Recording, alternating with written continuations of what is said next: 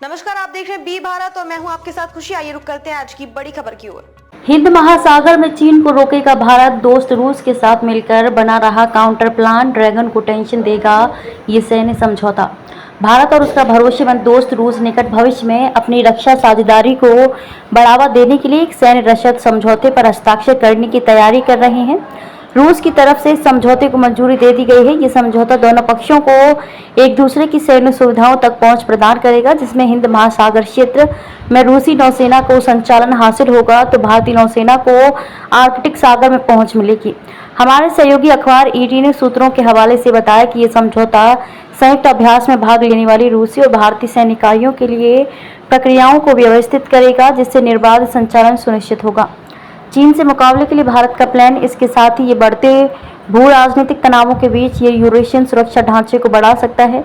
समझौता सैन्य कर्मियों के लिए वीजा और आव्रजन प्रोटोकॉल में भी मदद करता है। दरअसल हिंद महासागर क्षेत्र में बढ़ती चीनी उपस्थिति का मुकाबला करने के लिए भारत रूस को यहां सक्रिय होने के लिए प्रोत्साहित कर रहा है। रूसी नौसेना के हिंद महासागर क्षेत्र में अपनी पहुंच के लिए पोर्ट सूडान में एक सैन्य अड्डा स्थापित करने की उम्मीद है। रूस हिंद प्रशांत क्षेत्र में म्यांमार और वियतनाम में अपनी सैन्य उपस्थिति का विस्तार करने की भी योजना बना रहा है। इसके साथ ही भारत को एक महत्वपूर्ण भूमिका निभाने के लिए प्रोत्साहित किया जा रहा है। इसके पहले भारत ने America, Australia, Japan, France, Singapore और दक्षिण कोरिया समेत अन्य देशों के साथ रसद समझौते पर हस्ताक्षर किए हैं। ये समझौते भारतीय सेना को ईंधन और अन्य प्रावधानों के बदले में अन्य देशों की सैन्य सुविधाओं तक पहुंच प्रदान करते हैं, जिससे भारतीय नौसेना के लिए उच्च समुद्र में संचालन करते समय परिचालन क्षमता में वृद्धि होती है। रूस के साथ समझौते में क्या?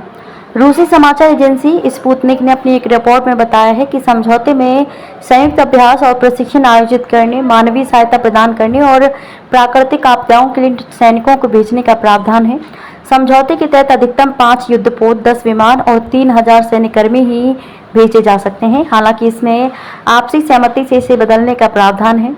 समझौता बढ़ते भू राजनीतिक तनाव के बीच अंतर्राष्ट्रीय उत्तर दक्षिण परिवहन गलियारे के विस्तार और सामूहिक एशियाई सुरक्षा ढांचे को बढ़ाएगा। अब तक के लिए बस इतना ही। फिर होगी आपसे मुलाकात ऐसी एक और बड़ी खबर के साथ। तब तक के लिए नमस्कार और देखते रहिए बी भारत। ऐसे लेटेस्ट अपडेट्स के लिए हमारे चैनल बी भारत को सब्सक्राइब करें और तुरंत नोटिफिकेशन पाने के लिए बेल आइकन प्रेस करना ना भूलें। यदि आप हमें फेसबुक के माध्यम से देख रहे हैं तो हमारे पेज को फॉलो जरूर करें। धन्यवाद।